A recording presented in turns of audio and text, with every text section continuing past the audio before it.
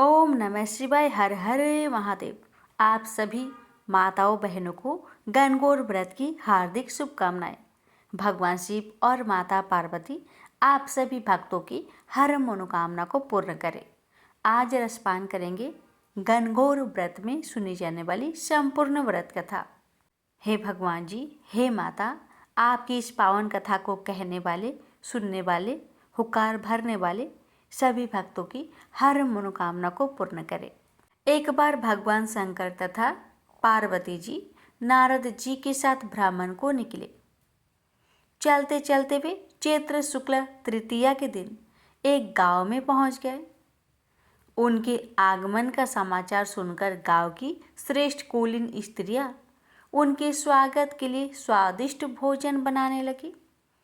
भोजन बनाते बनाते उन्हें काफ़ी विलंब हो गया, किंतु साधारण कुल की स्त्रियां श्रेष्ठ कुल की स्त्रियों से पहले ही थालियों में हल्दी तथा अक्षत लेकर पूजन हेतु पहुंच गई। पार्वती जी ने उनके पूजा भाव को स्वीकार करके सारा सुहाग रस उन पर छिड़क दिया। वे अटल सुहाग प्राप्ति का वरदान पाकर लौटी। तत्पश्चात उच्च कुल की स्त्रियां अनेक प्रकार के पकवान लेकर गौरी जी और शंकर जी की पूजा करने पहुंची। सोने चांदी से निर्मित उनकी थालियों में विभिन्न प्रकार के पदार्थ थे। उन स्त्रियों को देखकर भगवान शंकर ने पार्वती जी से कहा, तुमने सारा सुहाग रस तो साधारण कुल की स्त्रियों को ही दे दिया, अब इन्हें क्या दोगी? पार्वती जी ने उत्तर दिया, हे प्राणनाथ, आप इसकी चिंता मत कीजिए। उन स्त्रियों को मैंने केवल ऊपरी पदार्थों से बना रस दिया है, इसलिए उनका रस धोती से रहेगा, परंतु मैं इन उच्च कुल की स्त्रियों को अपनी उंगली चीरकर अपने रक्त का सुहागरस दूंगी। यह सुहागरस जिसके भाग्य में पड़ेगा वह तन मन से मुझ जैसी सौभाग्यवती हो जाएगी। जब स्त्रियों ने पूजन समाप्त कर दिया, तब पार्वती जी ने अपनी उंगली चीरकर उन पर छिड़क दी। जिस पर जैसा छींटा पड़ा उसने वैसा ही सुहाग पा लिया। तत्पश्चात भगवान शिव की आज्ञा से पार्वती जी ने नदी तट पर स्नान किया और बालू की शिव मूर्ति बनाकर पूजन करने लगी। पूजन के बाद बालू के पकवान बनाकर शिव जी को भोग लगाया। पर दक्षिणा करके नदी तट की मिट्टी से माथे पर तिलक लगाकर 2 कण बालू का भोग लगाया। इतना सब करते करते पार्वती को काफ़ी समय लग गया। काफ़ी देर बाद जब वे लौट कर आई तो महादेव जी ने उनसे देर से आने का कारण पूछा।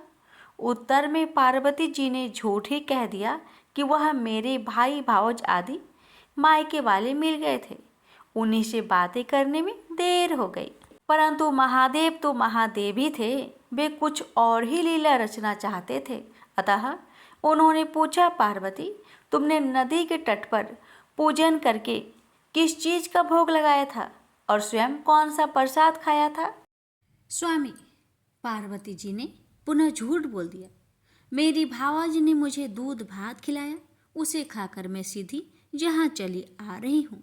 यह सुनकर शिव जी भी दूध भात खाने की लालच में नदी तट की ओर चल दिए। पार्वती दुविधा में पड़ गई। तब उन्होंने मौन भाव से भगवान भोले शंकर का ही ध्यान किया और प्रार्थना की, हे भगवान, यदि मैं आपकी अनन्य दासी हूँ तो आप इस समय मेरी लाज रखिए। यह प्रार्थना करते हुए पार्वती जी भगवान शिव के पीछे पीछे चलती रही। उन्हें दूर नदी के तट पर माया का महल दिखाई दिया। उस महल के भीतर पहुंचकर वे देखती है कि वहाँ शिव जी के साले तथा सलहज आदि स्वपरिवार उपस्थित हैं। उन्होंने गौरी तथा शंकर का भावभीना स्वागत किया। वे 2 दिनों तक वहां रहे। तीसरे दिन पार्वती जी ने शिव जी से चलने के लिए कहा, पर शिव जी तैयार ना हुए। वे अभी और रुकना चाहते थे। तब पार्वती जी उठकर अकेले ही चल दी। ऐसा हालत में भगवान शिव जी को पार्वती के साथ चलना पड़ा। नारद जी भी साथ साथ चल दिए।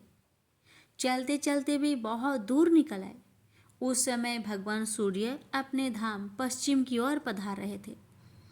अचानक भगवान शंकर पार्वती जी से बोले, मैं तुम्हारे मायके में अपना माला भूल आया हूँ। ठीक है, मैं ले आती हूँ, पार्वती जी ने कहा और जाने को तत्पर हुई। परंतु भगवान ने उन्हें जाने की आज्ञा न दी और इस कार्य के लिए ब्रह्मपुत्र नारद जी को भेज दिए।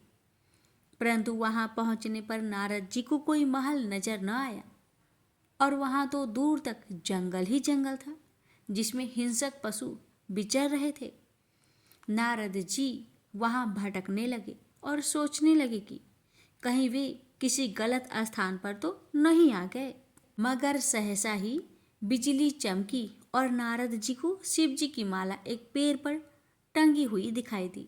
नारद जी ने माला उतार ली और शिव जी के पास पहुंचकर वहां का हाल बताया।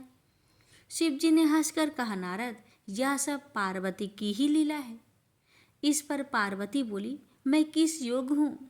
तब नारद जी ने सिर झुकाकर कहा, माता, आप पतिव्रताओं में सर्वश्रेष्ठ हैं। आप सौभाग्यवती समाज में आदि शक्ति हैं। यह सब आपके पतिव्रत का ही प्रभाव है। संसार की स्त्रियां आपके नाम स्मरण मात्र से ही अटल सौभाग्य प्राप्त कर लेती है और समस्त सिद्धियों को बना तथा मिटा सकती है। तब आपके लिए यह कर्म कौन सी बड़ी बात है? महामाये, गोपनीय पूजन अधिक शक्तिशाली तथा सार्थक होता है। आपकी भावना तथा चमत्कार पूर्ण शक्ति को देखकर मुझे बहुत प्रसन्नता हुई है। मैं आशीर्वाद रूप में कहता हूँ कि जो स्त्रियां इस तरह गुप्त रूप से पति का पूजन करके मंगल कामना करेगी, उन्हें महादेव जी की कृपा से दीर्घ आयु वाले पति का संसर्ग मिलेगा। प्रेम से बोलिए हर हर महादेव। माता पार्वती की जय।